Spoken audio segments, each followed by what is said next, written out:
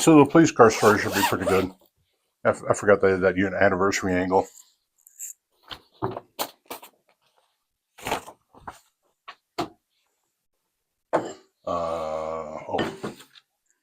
Oh, there it is. I need a decent pen that clicks. I've been using that pen you gave me. That is a sweet writing utensil. Good. Did you see my Boxo pens? I did not. I know I've never purchased a pen, but I've got all these nice pens. I have been essentially offline for like 2 weeks because I've not been feeling well. I got your thing. This is I'm a couple of cough drops into this. Ugh. My wife got it and I got it. That will be raspy by the end of the episode. But that's okay. Well, so John's was more like your cough. My cough was like a deep in my lungs kind of thing. And so I don't know if John and I had the same thing and mine just presented differently, or if it was two different things. This freaking Lexus won't take a charge. Sat around for an hour on Saturday. The RZ? Yeah, trying to charge it, and I picked up like 25 miles in an hour. It was terrible. I was catching up on podcasts, but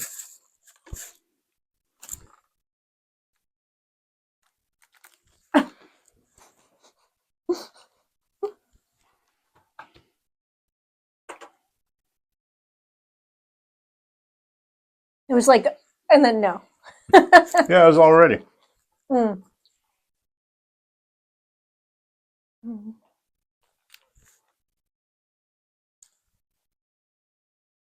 The blueberry's good. I've had blueberry in a while.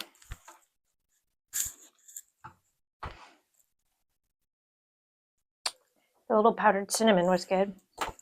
What's that? Powdered cinnamon was good. You didn't get too many cinnamons in this one. Mm.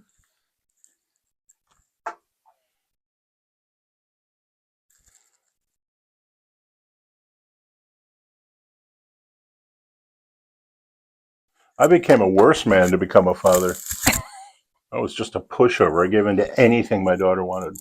As fathers should be with their daughters. I didn't know the word discipline.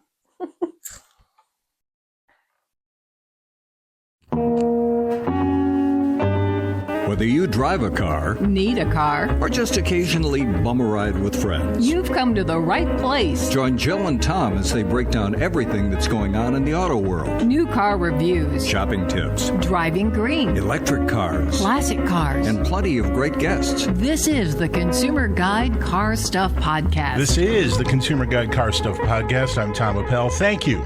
Thank you for joining us today. When you have a chance, check us out at consumerguide.com. Lots of fun stuff there. Plus, you can listen to episodes of the podcast right there on our homepage. Though you should probably just subscribe and then review us. Nice reviews are good, especially if you're listening on Apple.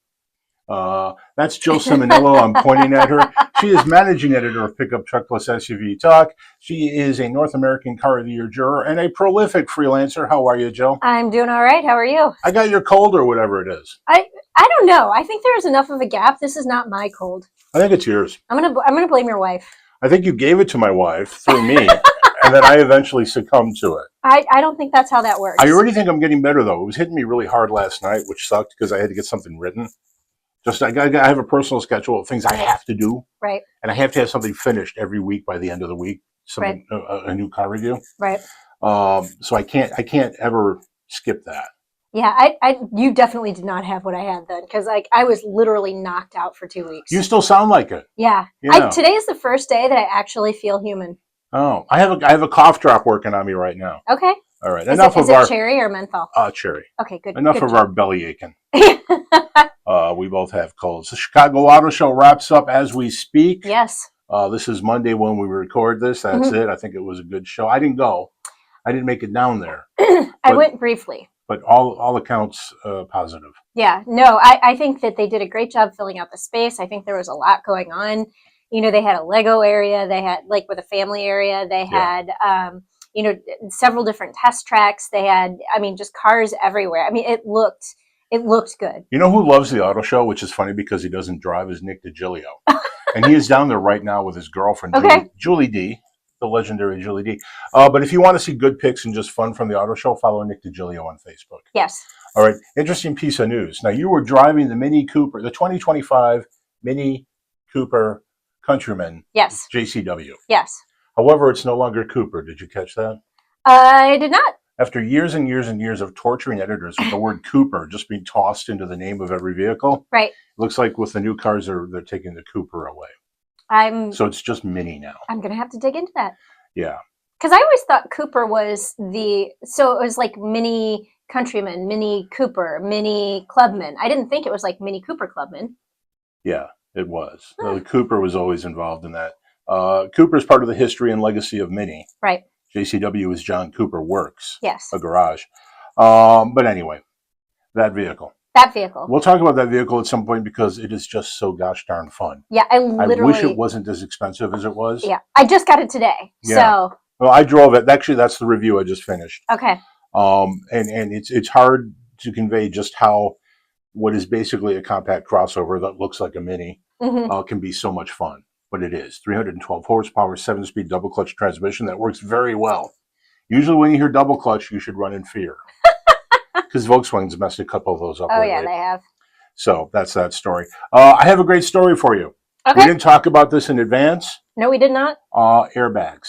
Okay. You wouldn't think an airbag story would be great, but this one's interesting. Okay. So lots of airbags, right? Yes. Front airbags, side airbags, curtain side airbags, knee airbags, head airbags. Now, are you ready? Console airbag. No. Okay. Buick did that though. Yes, they did. Center console airbag for a little while. Buick did that in the Enclave. Didn't stick. Largely because they couldn't make consumers care. Yeah, I feel like there was another vehicle that currently has it. So the center console airbag is interesting because it prevents people from colliding against each other. Yep. And possibly banging heads. So good thing, but expensive. And we get to this thing where is it worth the cost if the incident of an accident is so low?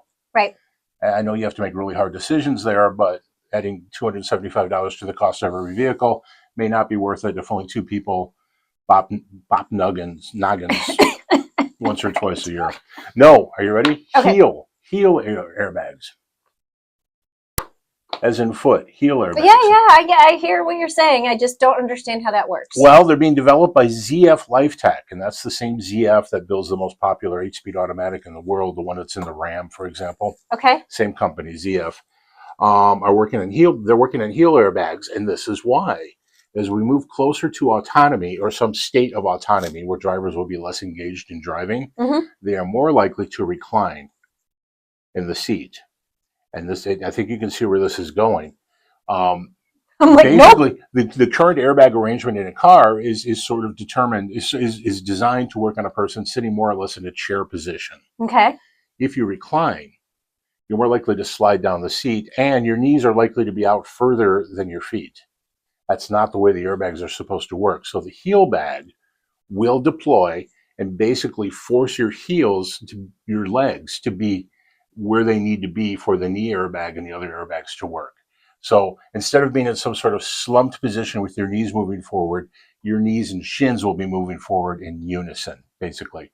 I saw diagrams of this. It's a little confusing, I guess, to explain based on the look on your face. Yes. But it is something. It's a little ahead of its time right now because we don't have autonomous vehicles that allow you to go to sleep in a car. But it's coming. Maybe. Yeah, I'm no big fan of autonomy, and I don't think it's coming around the corner. But no, I mean they haven't even started testing in places like Chicago, which gets snow. So well, snow's a big one. Yeah. I just and like paint lines, like our lines and infrastructure just sucks here. Oh yeah. So until they figure that stuff out, like ain't gonna happen. Well, they may not be coming, but the airbags are ready. Okay. Heel airbags. Heel airbags. All right. You heard it here first. The vehicle you're driving right now that I just drove, we just talked about the does Mini. not have heel airbags. No, but the Mini Cooper Countryman. Mini JCW, Countryman. Has Vescin, VSCIN seats. Okay. They look like leather, Okay. but they're made out of recycled material and it's vegan. Ooh. That's why it doesn't smell like leather. Okay. All right. So I just, it's a good looking interior. It is. I wrote my review of that vehicle last night, so that's where this came up. Got it. All right. Genesis. Yes. You've heard of it? Yes, I've heard of it.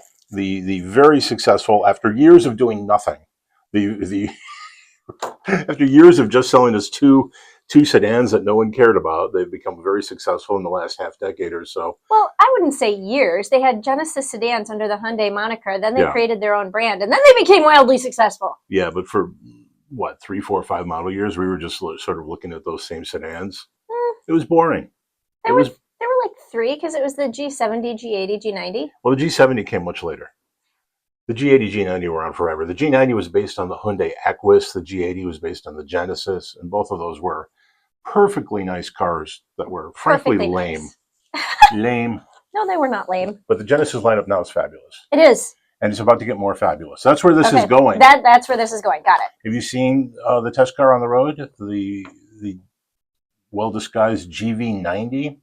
I have seen pictures of the concept vehicle. Yeah, so there's a GV90 Yes. floating around out there, but this will be a premium large SUV. Well, EV. So Mercedes GLS. I think they're planning it to be EV, aren't they? I don't know. Kind of based on. I didn't even actually think about that. I just think it's interesting that they're going to have a new flagship crossover. Well, because I was thinking along the lines of like EV9 and Ioniq 9, and then you have Could the be. GV90. Could be. And I will say, like, Genesis is doing this electrification thing where they have multiple powertrains in their vehicles. So you have the GV70 that's both electric and gas. You have the was it the G80, which is the sedan, which is electric and gas. And so I could see it, if not being electric only, being electric and gas. Maybe. Yeah. I don't know. But just out there, they're going to have a new flagship. This vehicle will be 6 digits. Yeah, Almost certainly. Because the GV80 gets pretty expensive. yeah, It gets into the mid-80s. yeah. So this is going to be above that. Yeah. So it's camouflage. Can't get a good look at it. I'm sure it's great looking. But who knows? Yeah. All right. So that's the stuff. That's the news. The news. A little while after the break, we talked to Lindsey Bertino about Ford police cars. Yes. This is an anniversary. Yes. The 75th anniversary of the first Ford prepared police car sold to some law enforcement organization. It's kind of cool. It is kind of cool. But before that, you and I, we don't normally talk about the same cars at the same time. Right? Recently drove something pretty darn cool. Yeah. And in some ways incredibly sad. Okay. Because it ain't going to last. I don't know. I'm holding my breath that it's lasting. Do you know how many of these, we haven't identified the vehicle yet, do you know how many of these that Subaru sold last year? Probably like not many. Not many is correct. About 3,000 units. I was going to go for 10. No, but that's how many Toyota sold. Okay. We're talking about the Subaru BRZ, Yes. a vehicle built and designed by Subaru that they share with Toyota. Yes. Toyota sells it as the GR86. Yeah, I was going to say the FRS, but that was the old Scion version. The FRS was Yeah. the earlier version of that, Yeah. still built by Subaru, that was sold under the Scion brand. Yep. Also sad Yes. that Scion went away, Yes. but they let Scion die slowly. They well, actually, they killed it pretty quickly. No, but what happened to it was they came out with the XB, Mm-hmm. that delightful little small box on wheels, and then they promised they were just going to redesign cars every 3 years and they'd be different. Yeah. So it was going to be just this wonderful, creative lineup of vehicles that were always different, always fun, always youth oriented, and no. Well, they had the CHR. That was the last concept vehicle that they had, and then Scion died, and then CHR became a Toyota. Yep, just like the FRS became. Yeah. But anyway, Yeah. the BRZ Yes. and the FRS. I'm sorry, the GR86. Yes. Delightful Subaru designed rear-wheel drive little sport coupes. Mm-hmm. They are not as not as affordable as they should have been, and as sort of was their mission at the beginning. Right. But they are not expensive. Right. And they are rear drive, little coupes, still available with a manual transmission. In fact, most of the trims only come with a manual transmission. And they are a hoot to drive. They really are a hoot to drive. And I don't know how many people are still looking for cars like this, but if you are, they're there. Yeah. And I didn't check. I kind of get the sense these might be expensive to insure, especially if you're young. So you might want to check. But we're talking about pretty fundamental vehicles here, right? Yeah. A regular, normally aspirated 2.4 liter engine. What is it? 228 horsepower? Yeah, that sounds right. Something like that. I've got it in my notes, but I can't read my notes, so I don't know why I do notes. 6-speed manual transmission in the one that we tried. Yeah. And we tried the TS. Which is the top trim. And that includes a beefed up suspension and Brembo brand front brakes. Yeah. So kind of serious. Yeah.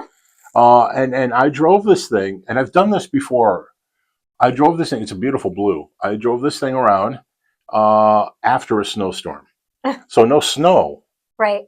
but powdery salt all over the road. Yeah. Same effect. Yeah. This is rear drive, and the butt comes around in a hurry if you're not careful, or if you want it to. Fair. But it's hard to explain how much fun this vehicle is.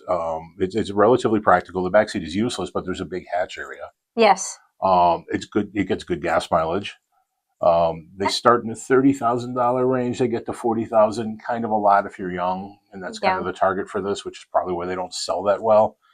But dang, if you just want a fun car that makes your commute fun, this is it. Yeah, I actually drove it to Indianapolis, so I took a little bit of a road trip in it, and it was comfortable for the long haul. You know, the seats felt good. You know, it was, I mean, not crazy quiet in the cabin, but it was like I could have a conversation. That's not its mission. I could have a conversation with my husband without shouting at him. Yeah, and that's also not that car's mission. No, but it was comfortable. It was fun to drive. And what I thought was really impressive, a lot of times when you have a manual transmission, you can't get adaptive cruise control. But this vehicle actually has adaptive cruise control. You just have to remember. I didn't even make that observation. Yeah, if you you drive 400 miles, and that comes in handy. Yeah. But you just have to remember you're driving a manual transmission vehicle, and if the person in front of you is putting on their brakes quicker, you have to shift. You can't just let the car do all the work. Because it'll stall on the highway. Yeah, and that would be very, very bad. If you're in sixth gear. And the car decides to drop you 20 miles, then it could possibly stall out. Part of the reason manual transmissions are going away, well, which is a bummer. Yeah. I did a tech check on this vehicle, so I will send you my video link. But I did because I think my thumbnail is like there's this much tech, and it's like just a little bitty bit of tech because it has the adaptive cruise control, and it does have like Apple CarPlay and Android Auto, but it just small screen, analog gauges, and I mean, not that I'm complaining because this car totally like wins with the low techiness of it. Yeah, I mean, I don't care. This is just fun. It's and in fact, I think that its simplicity is part of its appeal. I agree. It's really a driver's car. It is. And one of the nice things about it too, the Brembo brakes are nice, but steering feel. Mm-hmm. Really good, meaty, beefy steering feel. You can feel the road. And a lot of that's artificial now because everything has electric power steering. The world's changing, but it feels good. It feels like you can feel the road. You got the grip. What a fun car. Yeah. I got the numbers here, by the way. They sold 3,345 of these last year. Ouch. Yeah. But Toyota did move many more, 1,140, 26. Actually, slightly more than the year before for Toyota. Okay. Maybe these will stick around for a while. Because this is where the manufacturer has to do like a cost analysis, right? They're not probably making any money on the car. No. So is it good for their reputation? Is it good to get young people in there? Is it good for enthusiasts to think about that brand? And that's the question, really. Now, Toyota's got like a Celica coming back. Yeah.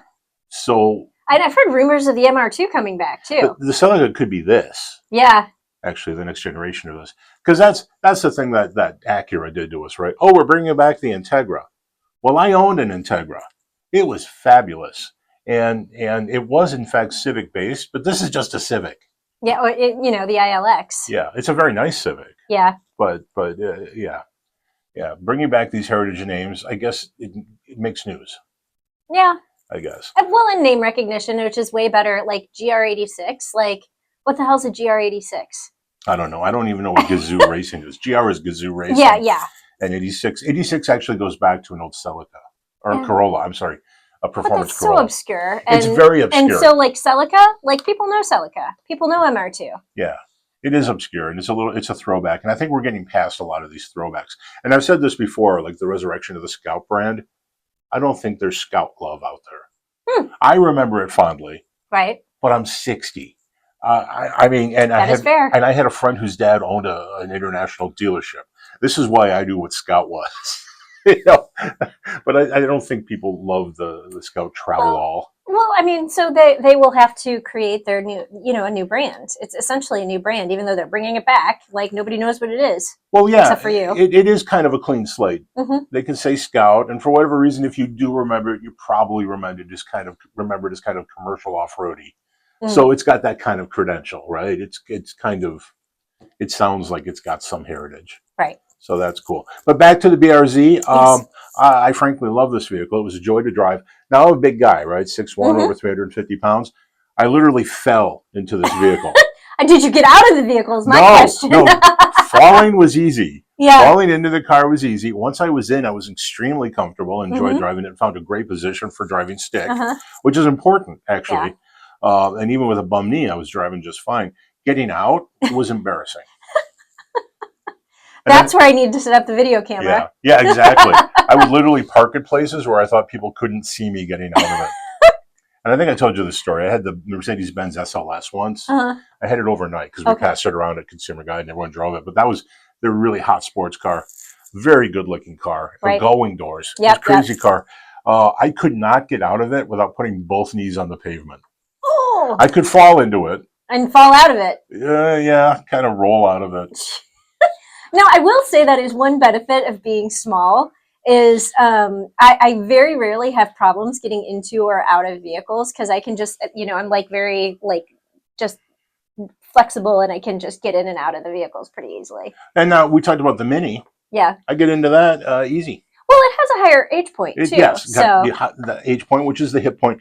Funny thing about age point, we're running out of time here. We talked about Scion and the XB, right? And this was supposed to be a youth brand. Right. And young people were supposed to buy this car. The people buying XBs were people in their 75, 80 that needed hip replacements. Yeah, because of the high hip point. It was perfect. Yeah. It was like a slide in. If you were like 5'8" to 5'10", you could just slide into this car with no... And it was fun. Nice car. Yeah. All right. So the BRZ redesigned this year, or was it last year? I can't remember, but recently redesigned, bigger engine now. It's fun to drive. Not a lot of power, but good power. It's the right size power for that vehicle. Yes. Yeah. It is. And if you're whining about the power, this isn't the right car for you. Yeah. Also, the transmission, not 100% smooth, but delightfully notchy. Yeah. It's got a snicky thing going on where you can feel it. And this is a good shifter. It's not like a Mazda Miata shifter, which is really buttery smooth. Right. This one's very mechanical, but good mechanical. Yeah. And you hear it. And I didn't think the clutch point was too difficult to deal with either. Good. Yeah, the clutch was good. And that engine's big enough at 2.4 liters where there's enough torque to make driving away from a stoplight easy enough. Yeah. So no stalling out. I think I told you that I stalled it out once. Oh. After not having driven stick for a year. Yeah, I don't think I stalled.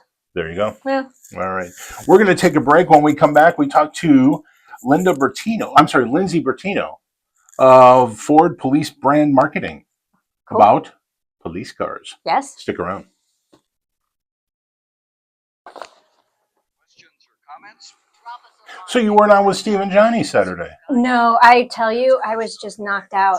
And I feel I owe them an email because I completely ghosted them. But I was just I got back from travel last week and I was just and now I feel like crap again. And so I essentially slept Friday through Sunday night. You may have saved them an awkward moment. Because John Davis ended up being on. Oh. They're old friends with John Davis. Oh, that's cool. Who was an old friend of Mateo. Mm-hmm. But he does some award every year at the show, and he goes on their show to talk about it. That's cool. Yeah, I need to send them an email and apologize because I was knocked out. Was you gonna do a auto show wrap up with Steve and Johnny? Yeah, just asking what was at the show. Okay. Yeah, I wasn't entirely clear what was going on.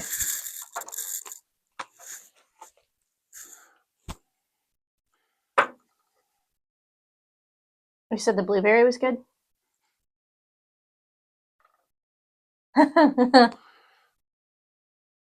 Nick DiGilio is stunned by how big trucks are. Mm-hmm.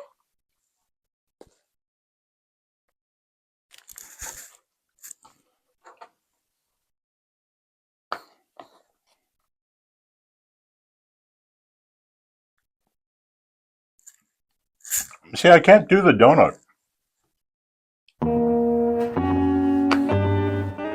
Welcome back to the Car Stuff Podcast. And we're back. This is the Consumer Guide Car Stuff Podcast. I'm Tom, she's Jill. And Jill, we just noticed we just learned, confirmed, I really can't do donuts during the break. I can. I had a donut hole, not a Yes. big donut, not a huge commitment, but I feel like now my mouth is still kind of working it. Yeah, I don't have that problem. All right. Help me out here real quick.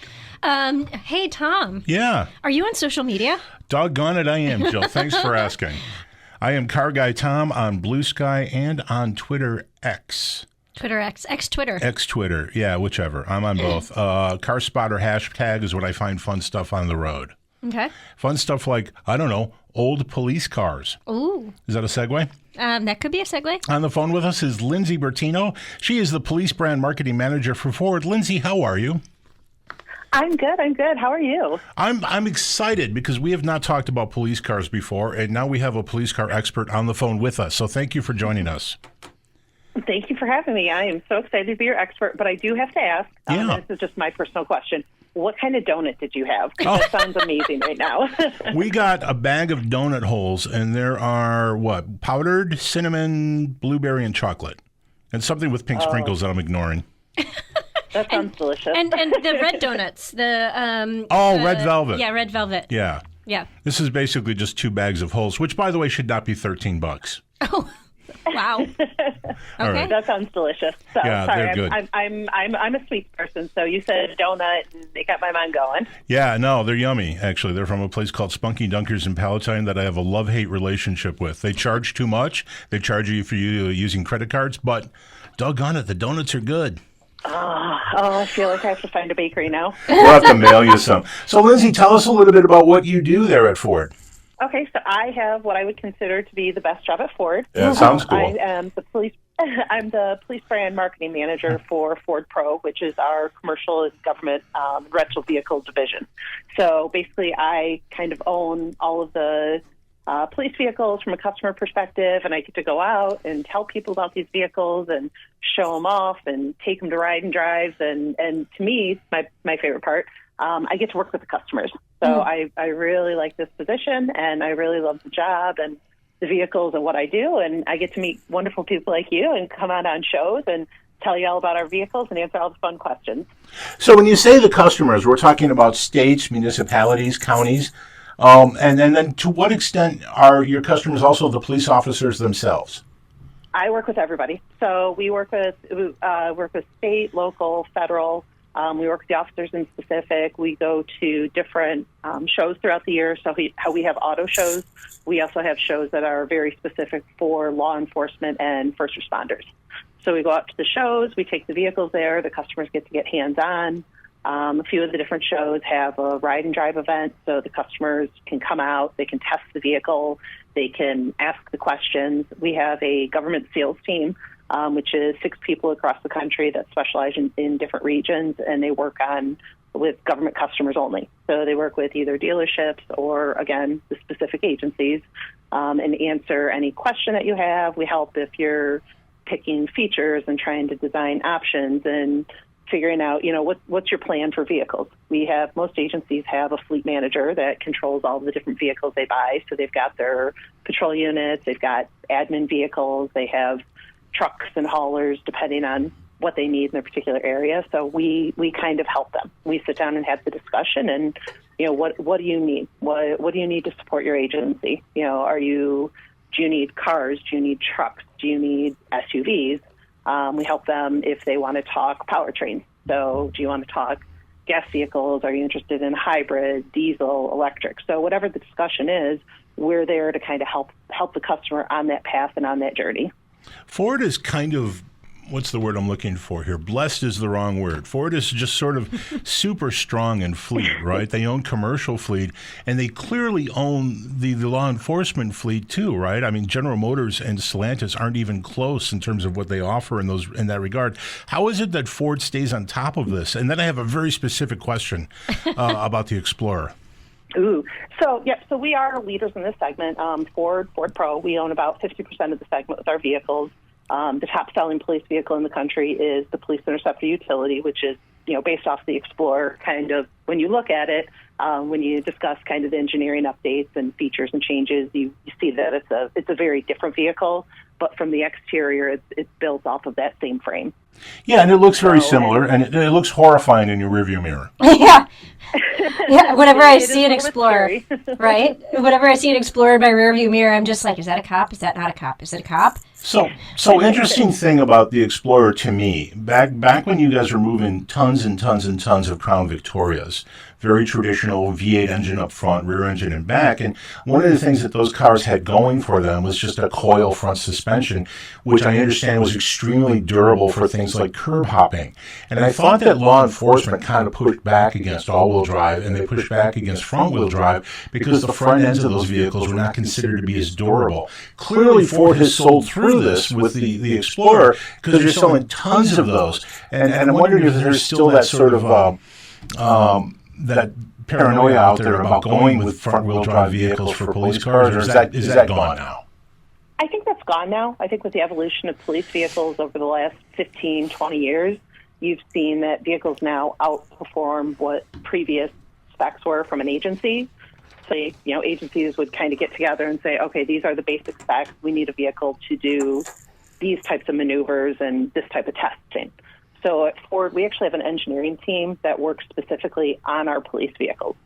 So anything that we sell is a police vehicle. So if it says police interceptor or police responder, it has been specifically engineered, tested internally, and then also tested with third parties. So agencies like Michigan State Police, the Los Angeles Sheriff's Department, California Highway Patrol, they perform different third-party tests and actually test all of the vehicles to verify that we maintain certain kind of structures that they want within the vehicle in terms of timing and speed, braking distances, 0 to 60, 0 to 100, also 100 to 0, 60 to 0. So they test all these different things. They see how it performs in different courses that they set up. So it's very interesting when you start digging into the vehicles and seeing how they're engineered and what changes are made above and beyond the typical vehicle in order to get it to perform. So police vehicles, they're purpose-built, so they're designed to be used by police. They're designed to be used 24/7. We know most agencies, they take a vehicle, they hot seat it. So an officer has a vehicle for 12 hours. It goes back into the station. They toss the keys to somebody. Somebody else gets in that vehicle. They're then going to drive it and use it for another 12 hours. So the vehicles are designed with that idea in mind, that they have to be durable enough to last 24/7, whether they're on the road for 3 years or 5 years or 7 years. So can you talk a little bit about, you mentioned it a little bit, but can you talk a little bit about what the differences are between a police vehicle and like a regular consumer vehicle that you'd sell out of a dealership? Oh, can I talk about it? This is my favorite thing to talk about. Woo! So the number one vehicle that we talk about is our police interceptor utility. So that's the vehicle that's based on the Explorer. That is, anything that has an interceptor name to it actually has a higher level of engineering than all of our other vehicles. It doesn't mean that a responder is less than. It's just that the interceptor is kind of that top level for us, and then a responder would be right under it. The interceptor, why it gets that top level, it is the only vehicle on the market that is crash rated for 75 mile an hour rear impact. That number seems crazy. Because those vehicles are parked on the side of the expressway and get hit so often. Yeah. So you would think that people would move out of the way of an emergency vehicle, or they would see the lights and they would try to get away from it. But unfortunately, some people still kind of play fast and loose and forget that when they're driving too close to those vehicles, that's an officer's life or that's a pedestrian's life that they're getting a little bit too close to. So our vehicle is designed with that 75 crash impact, the idea being the officers in the vehicle, or there could be somebody in the back seat of the vehicle. So we want to make sure whether you're in the front seat or you're in the back seat, everybody is safe in that vehicle. So the 75 mile an hour rear crash impact, we actually have a reinforced frame with a boron steel, and then we have 2 sets of crossbars in the back. So when the vehicle gets into an accident situation, such as being hit, from the rear on the expressway, the vehicle crumples around the passenger zone. So the inside of that vehicle is going to keep, your officers in the front, and whether you have passengers in the rear seat or if you have a canine cage in your rear seat, it's going to keep everybody safe in that area and then let the rest of the vehicle crumple around them. Wow. other things that we've done for it being a pursuit-rated vehicle, we have an updated transmission. We have an updated cooling system. We have an updated braking system. We have pursuit-specific wheels. So we work with a couple of different suppliers, and we do wheels they're specifically pursuit-rated, so they grip the ground a little bit differently than a traditional wheel would. So everything in that vehicle has been designed and engineered in a manner that focuses on officer safety, and vehicle long-term durability. A real quick question about electrification. So you guys have two vehicles right now on your police page, the F-150 Lightning Pro SSV, and then it looks like a prototype, the Mustang Mach-E GT. How interested is law enforcement in general in electrification? We've had a lot of agencies that are picking up the vehicles. There's only a handful of agencies that are picking up larger quantities of them, but we're seeing a lot of agencies that are picking up, a few, like 2, 3, 5 here and there. And what they're doing is they're testing. It's a new technology. There's a lot of information that they need to figure out, and they need to figure out how the powertrain works within their entire ecosystem. So when you pick up an electric vehicle, you have to think about things, charging. Are you going to charge at the station? Are you going to charge at home? If you're going to charge at the station, do the station chargers, are they locked in the back so only officers can use them, or are they out in the front so they're open to the public? So there's a lot of things to think about. So right now with the vehicles that we have, like you're talking about the F-150 Lightning Pro SSV, and then very, very good call, it was the Mustang Mach-E GT. We actually did a pilot program with the Mustang Mach-E GT. That was kind of our first foray of going into electric vehicles and testing them. And we started sending that for third-party testing 3 years ago, I believe, for the 2022 model year testing. And we started doing that, and we worked with a few agencies, and they let us do a pilot on that we were able to. We didn't record GPS data, but we recorded all of their telematics data, and they fed that back to us. So we loaned the vehicle out to them for 12 to 18 months. They had an upfit. They used it as a patrol vehicle. They used it in normal city areas. They used it on highways. They used it wherever they wanted to. We didn't set any rules or regulations. We let them use the vehicle as they normally would, helped them get a charging system set up. And it was really good for us because we were able to then take that data and feed it back into our systems. And not only do we have what the officers are telling us is important to them, but we also have the information that we're getting, that actual telematics data, so we can see how they're driving the vehicle. How is the vehicle functioning? When you bring that vehicle in after a 12-hour shift, how much battery do you have left? How much battery pull is your equipment? Officers, when they're in the vehicle, they have a laptop, they have a radar, they have a radio, they have lights, they have sirens, they've got, we call it a core. It's kind of the brain that runs everything in the vehicle. Those all pull energy from the battery system. Right. So how does that work? The Mustang Mach-E GT, you can update that and do one pedal driving. So it allows for a regenerative braking system that can actually charge the battery while the vehicle's driving and use do everything off the one pedal. So the officers switched to that for part of the time, let us know when they were doing that, and we were able to kind of take that feedback and put it back into the system and see what works for us and what doesn't work for us. Is it your impression that there will be more police electrification in the near future, or maybe not? I think it's going to be a combination. Mm-hmm. I think that agencies are starting to add electrification. About 3 years ago when I started this job, I think there was a little bit, not all agencies were on board with electrification, Sure. and I think there's a lot more acceptance and willingness to have the discussion and try and start moving forward down that avenue. So to me, it's really exciting to see. I'm an auto person, so I love that agencies are willing to have that discussion. And it's nice for me because I can sit down and have, what's your plan? What does your fleet look like in a year? What's it look like in 3 years? What's it look like in 5 years? So we can help our customers kind of come up with a plan and then work with their city councils on budgets and figure out what the infrastructure changes that they need to do as they move down that path. So from the study that you guys did with the Mach-E GT, were there any big takeaways? Was there anything that you learned that you were like, oh, that was unexpected, or oh yeah, that was kind of what we thought would happen? And how did the officers feel about them? So one of the agencies that we put the pilot vehicle out in, it was actually funny. Some of the officers at first were a little hesitant to take the vehicle, just because it's a Mustang Mach-E GT. It's a very nice vehicle. A little more expensive than than our traditional patrol vehicles, which means, a traditional patrol vehicle is not a cheap vehicle at all. Right. It's just that when you think of, the Mustang Mach-E GT, you think of it as being you get a little bit more concerned. So we went to the agency and we had the discussion. We're like, listen, drive the vehicle. We want you to drive it. We want you to test it. Don't be afraid to drive it. If you have an accident, which we know happens, let us know. We'll help you. We'll get into the garage. If you have questions, let us know. Once the officers got the vehicle and put it on the road, we were actually really surprised with the feedback we got about how positive it was. And one of the other things that they noticed is they noticed a really positive impact of the vehicle in the community. Because a lot of people wanted to come up to the officers and talk to them about it. So it was, they kind of took it different places and they explained, hey, we're piloting this vehicle. We haven't purchased it yet, but this is what we're doing. And, different people in the community were asking questions and kids were getting engaged in a different manner. So I think it was a really good way to kind of bridge certain conversations and have discussions and, get officers out in the community to, meet some of the community members. And it was a little bit different than something they've done before. Well, that's cool. Lindsey, we're already out of time, but tell us about the 75th anniversary you guys are celebrating. 2025 is a big year for us, so it is 75th anniversary of Ford offering a purpose-built police vehicle. Cool. So Congrats. We're so excited to do this. Yeah, thank you. So, yay! Me personally, I'm really excited. I come from a law enforcement family, so this is something very near and dear to my heart.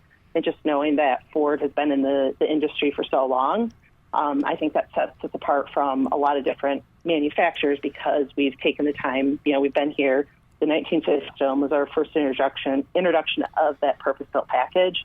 And as we move forward, we've listened to our customers, we've studied, we've made the updates, and we continue to put the customer first.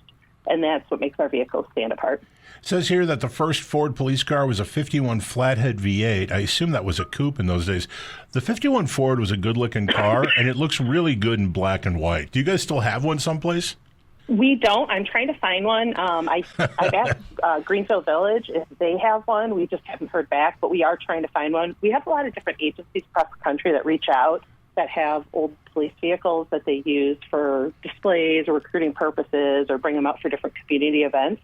So if any agencies have any of the old vehicles, let us know. We would love to get some pictures with them. Well, cool. We'll spread the word. Lindsey, if someone needs to get a hold of you guys in the police department there, how do they do that? If anybody needs to get a hold of us, if you go to fordpro.com, in the resources, there's going to be a section for the government department.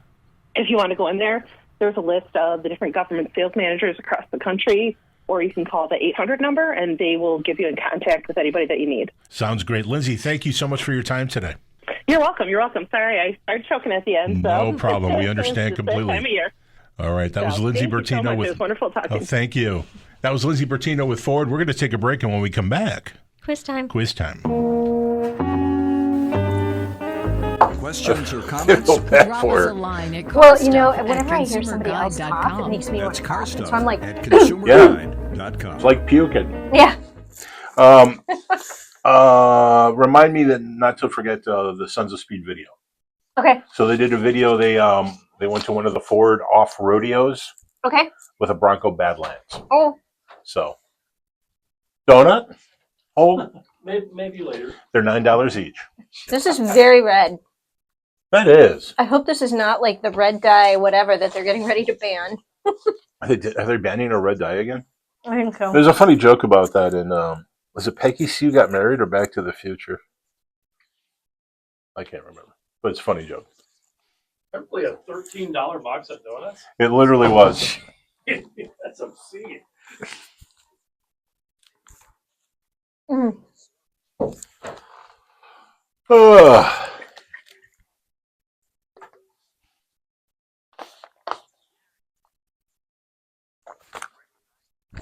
Did we run a Green Sense today? No.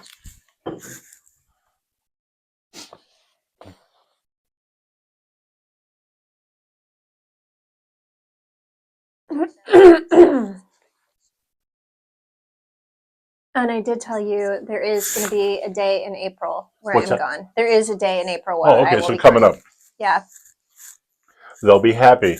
I know. They'll be happy that you're gone. I know. Nobody loves me. I think it's to drive a Genesis. Welcome back to the Car Stuff Podcast. Welcome back. This is the Consumer Guide Cough Fest. I'm Tom. She is Jill. We're all throat impaired. We are. Scratchy. We got the scratchy. We've got the scratchy. Today is the first day I feel like I haven't been coughing up a lung. Yeah, I don't know. I got very, very sick and tired last night, but I got a decent night's sleep, I guess. Yeah. All right. Real quick, I want to go through these things. We're going to talk social media, but I just thought this was fun, so I checked this today. Other American-made cop cars that are out there for 2025, Dodge has the Dodge Durango Pursuit, which, by the way, is available with a V8. And I don't know what's going on with V8s at Stellantis right now, but there you have it. Well, this one's interesting, the Wagoneer Command Operations Vehicle. And it's a base Wagoneer, but you get the higher output Hurricane engine, so that's kind of fun. And the 1500 Special Service Vehicle, that's a Ram. Okay. So there's that. I see so driving down to Indianapolis, I see Dodge vehicles. Do you? Those in Indiana, they have Dodge cop Interesting. cars. Yeah, I mean, we used to see Dodge Chargers everywhere. General Motors has the Blazer EV PPV. I don't know how many of them they're moving, but that's based on the Blazer. Okay. 498 horsepower. That's probably a pretty good pursuit vehicle. Yeah. If the battery holds out. Yeah, right? The Tahoe PPV. I used to work with a woman whose husband was a Chicago police officer who had the Tahoe. His favorite police car ever. Okay. I guess they were super comfortable. They weren't always all-wheel drive, though, which seems like a mistake in Chicago. If you can get all-wheel drive, you think you'd want it. Yeah. There's the Tahoe SSV, which is like a not heavy-duty version of the Tahoe. The Silverado PPV, which comes with Brembo front brakes. How cool is it to get a Silverado with front Brembos? Brembos are a premium brand of brakes. Yep. And the Silverado SSV, no Brembos. So there you have it. Those are the big police vehicle offerings. Oh, you know what? We didn't talk about these with Lindsey. So Ford has the Police Interceptor Utility, the F-150 Police Responder, the F-150 Lightning Pro SSV, the Expedition Max SSV. Yeah. And this is the one I want to test drive, the Transit Prisoner Transport Vehicle. Okay. I just want to lock up my wife and daughter and take them to Woodfield or something. And we talked about the Mustang Mach-E. I'll give you my husband to lock up as well. How's that? All right. Yeah. It's quiz time, but Social first, media. yeah, no. I didn't forget me. I didn't forget. Okay. I was trying to forget. You were trying. I know. Yeah. You were trying to skip me. No, I'm on TikTok, Instagram, YouTube, I've Facebook, heard that. LinkedIn, Threads, Blue Sky. I'm on all the things. And you can find me at Jill Ciminillo or hashtag car du jour. Go ahead. I'm sorry. I was just going to say, if there's a social media I'm not on that you think I should be on, let me know. I won't talk about our Blue Sky contest this week, but one of the funniest things about Blue Sky is I keep getting people to follow me, and then they unfollow me almost immediately. It's like, what have I done? Oh, yeah, no. People who follow me stay. I'm not immediately offensive. Well, Yeah, maybe? you kind of are immediately offensive. I'm just going to put that out there. Just going to say. Yeah, a lot of people follow me, but then they decide not to.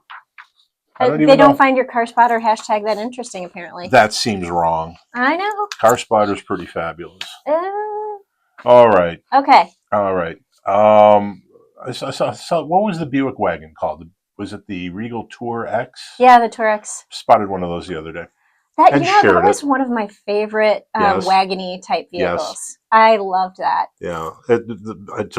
I wish the Regal had lasted, and I wish those fun versions of it had lasted. Well, the Regal seats were so flipping comfortable. Yeah, I never remember seat comfort. I remember because I drive But a lot. it is funny that Buick came out with what was essentially an Outback, and they couldn't give it away. But Subaru can't make enough Outbacks. No. And the Buick was nicer interior. Yeah. Probably wasn't the better car. Anyway, it's quiz time, Jill. Yeah. Okay. Did you finish your whole social yada yada? Yeah. Okay. Car du jour. That's the important right. thing to know. All right. It's quiz time. This is the Car Stuff Power Quiz number 262. Today's topic, you're going to like this one. What's it made of? Oh, great. We're talking now about body panels. Okay. The body of the car. Chocolate, vanilla. Chocolate, vanilla, sure. Okay. Sure. I'm going to actually give you a list of potential materials. Okay. And I'll just give you a car. It's really easy. First one, are you ready? Yeah, I'm totally going to be like throwing a dart. at the wall the entire time. The Tesla Model S. Okay. That was the first mass-produced Tesla, and that's Mhm. their big sedan. It's still available. People still buy it, and I think people who buy it like it. They do. Is it made of, are the body panels made of steel, stainless steel, aluminum, some sort of plastic composite, or Adobe? I don't know what Adobe is, Uh, other than Photoshop. it's not Adobe, so don't worry about it. Okay. So you said aluminum, steel. Steel, stainless steel, aluminum, or plastic? I'm going to say plastic. No, they're aluminum. Okay. All right, you're not on the board. No, like I said, this could be the quiz that I lose. Jill, you have no points. I have no points. Your favorite phrase. All right. 5 questions total. Okay. 2, 3, 4. 1, 2. I got to find the rest of the quiz. Here it is. That was scary. You're just gonna have to make it up. Really can't call my wife right now. She's not going to get here in time. No. Number 2, the Saturn Relay. Okay. That was Saturn's minivan between 2005 and 2007. It was a huge disappointment. Was that steel, stainless steel, aluminum, plastic composite, or linoleum? Linoleum. That's not my answer. I think I would like to think that it was the plastic composite, because remember those commercials where they would like bounce balls or throw things at the doors and they would pop back out? Yeah. So I'm going with that. Yeah, it's not, though. It was Damn steel. it. The crappy minivans were all the same. This was the same as the I'm Buick just going to say Terrazzo. plastic composite for like all of them. That may not get you to 3 answers. 5 questions plus Okay. the bonus question. You need 3 total. But no, the correct answer was steel. This is where Saturn started to lose its way. Yeah. Because the plastic composite body panels on Saturn were important to the brand They identity. were very smart. Yeah, and it was cool. Number 3, the Pontiac Plastic Fiero. composite. Oh, sorry, go. The Pontiac Fiero. Steel, Okay. stainless steel, aluminum, plastic composite, or Bondo? Bondo? Don't worry about it. Okay. Yeah. Well, apparently, like, plastic composite is not my friend here. I have no idea. Wait, you owned a Fiero. Yeah. Producer Randy knows the answer. Yeah. Hey, do you want A, B, or C? Let me make eye contact. You need help. Anything I you know, can get I is know. fine. Okay, so There's no money writing on this. you said Steel, stainless steel, aluminum, plastic composite, or Bondo? We should do a whole show about Bondo at some point. I'm gonna go with steel. No, they were plastic. Which was funny because they like to burst into flames, so they melted. Yeah. I think it was the early 2.5s that used to catch fire. So I'm like totally losing this. You got to ride this one out. Yeah, I'm you need not the getting next it. 3. I'm not getting it. This is gonna be a goose egg. Ready? All right. DeLorean DMC, the DeLorean, 1981 to 83. John Z. DeLorean's dream car that went Back horribly to the future. wrong. Yeah. The end product was kind of disappointing, and that's a shame because the guy had dreams. He did have dreams. He was like a legit engineer with vision. He brought us the GTO. Dude should have had better luck instead of buying cocaine. Steel, stainless steel, aluminum, plastic composite, or mother of pearl. I'm gonna go with steel. This one's stainless steel. Okay. Yeah, brushed stainless steel. Okay. I've officially lost. You officially lost today. Yeah, the DeLorean DMC. Some people have coated those with like a plastic coating that gives them color. I know that a lot of the like the Tesla trucks, the Cybertrucks, They're they've doing been wraps. yeah. Which don't remove, which is a problem. All right, last one of the regular questions: the Ford F-150, steel, stainless steel, aluminum, plastic composite, or titanium? I'm gonna say aluminum. Yes, titanium, of course, is the exterior of the Enterprise D. Yeah, that I don't know. I'm like, All right. yeah. You have 1 point. We have a bonus question here. Very easy one. Are you ready? Okay. Yes. All right. I'm just going to throw this out there. No prelude. Are you ready? Okay. Joe, which of the following gentlemen was never a U.S. Surgeon General? And before we move forward, Surgeon General, I think every writer at some point learns that the plural of Surgeon General is what?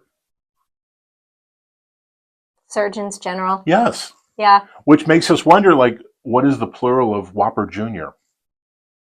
Whoppers Jr. Right. It has to be. I mean, it's kind of like mothers-in-law, fathers-in-law. Yeah. Yeah. So Surgeons General, I've got 4 of them here. One of them is fake. Are you ready? Yeah. C. Everett Koop, Okay. David Satcher, Luther L. Terry, Quincy Jones. Okay. I know Quincy Jones is a singer, so that's got to be it. He's not a singer. Or a musician of some sort. He's actually a producer. Okay. But you got that one. I'm like, I know that name. I'm like, the other ones I have no clue. David Satcher, I presented to him once. Okay. When I worked for the American Academy of Orthopedic Surgeons, I was presenting some research we had done. Mm-hmm. It was a big deal in those days because it was really hard to do live things that were approximated, a Zoom call. Right. Yeah. So I sort of know he would not remember me. Okay. All right. But you're very memorable, Tom. Not that memorable. Are you sure? Yeah, I'm pretty sure. Okay. We have some stuff to go over here real quick. The Sons of Speed. Yes. The Sons of Speed, our friends. Yes. Paul and Brendan have done a video. They want us to talk about it. Okay. But basically, they Ford, Mm-hmm. if you buy a Ford Bronco, Mm-hmm. you get a pass to go to one of Ford's off-rodeos, Yes. which is an educational, fun, outdoor thing where you take the vehicle and use it in the environment it's meant to be fully exploited in. Yes. And they did this with a Bronco Badlands. Okay. They've got a 20-minute video up now. I watched most of it this morning. It's great. Like all their videos, it's great. Yeah. Because the banter between them is fun, and there was almost no blood. They didn't get hurt. Oh, that's good. Yeah. Any flat tires? No. Okay. Yeah. I've done a couple of the Bronco off-rodeos. Yeah, I That imagine is a cool experience. It looks like fun. Yeah. It looks like fun. So if you buy a Bronco, make sure you exploit that opportunity. I Yeah, just use the word exploit too many times. You did. Yeah. But I believe that the experience itself is free, but you've got to get yourself You there. just have to get your butt there. And you have to pay for a hotel wherever it is Yeah. you go. I know there's one in Las Vegas. So probably a pretty affordable flight. I think the hotels in Las Vegas can be affordable. Right. And then you have this amazing experience that you can go to. Yeah, there are none in Palatine. No, there's none. There are none in Illinois. I think there's one in Austin, Texas as well. Which one did they go to? Did they I say? don't remember now. I knew it What this good are you? morning. I'm not good. I'm like, what good are you? Okay. No, but so there's several around the country now. They're opening up more. I feel like I've been to the one in Austin and I've been to the one in Las Vegas, and they even have a special Raptor experience. So you do something different if you buy a Bronco Raptor. Yeah, and the Raptor is really an what do they call that? The Desert Runner thing. It's really, Baja it's truck, like, yeah, it's a Baja. like It's not yeah. really an off-roader, though it will acquit itself very well off-road. Oh, yeah. Because it's got the stuff. But it's got the extreme suspension travel Mhm. for that crazy things that happens when Jumping you and jump. yeah. You actually get air. Yeah. You need to land softly. Yes. Yeah. Oh, man. I am driving. We have a couple of minutes left here. I'm driving the Lexus RZ 450E, Okay. which is Lexus's only electric vehicle. This is the four-wheel drive version. Mhm. There is a two-wheel drive version. That's the 300E. And this vehicle is entirely delightful. But You did mention a problem offline. yeah, I'm driving it in the cold, and there's two problems. This vehicle doesn't have enough range anyway. I think it has 208 miles with all-wheel drive, Yeah. which is a little light.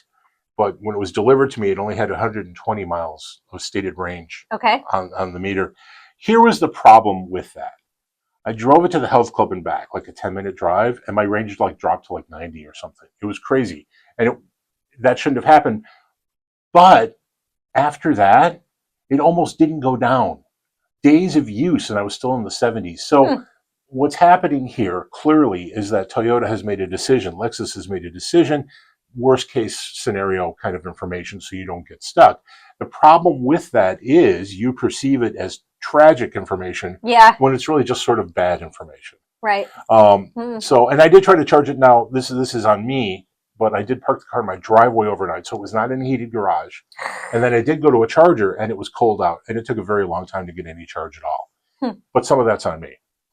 Yeah. And I don't know. I haven't had the Lexus or Toyota vehicles at home, and I don't know if they have preconditioning because I don't think this does. Okay, because preconditioning definitely helps them charge faster and better.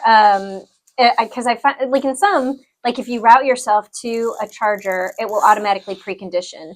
In others, you have to press a button that you want it to precondition. Yeah.